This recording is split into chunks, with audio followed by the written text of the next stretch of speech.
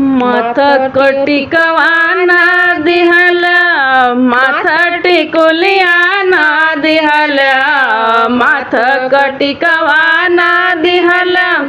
माथा टिकुलिया ना दिहल, आँख क गजरा ना दिहल, बालक गजरा ना दिहल, कानक बाली ना दिहल, होठ कलाली ना दिहल,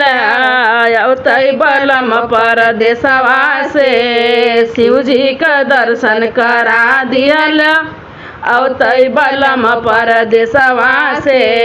शिव जी का दर्शन करा दिहल, नाक नथुनिया ना दिहल, चूड़ी कंगन ना दिहल, नाक नथुनिया ना दिहल, चूड़ी कंगन ना दिहल, गले कहरवा ना दिहल,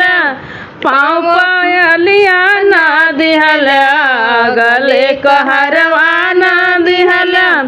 पाँव पायलिया ना दिहल, अवतई बलम परदेसवा से एगो हरियर चुनरी दिला दिहल, अवतई बलम परदेसवा से देवघर का दर्शन करा दिहल।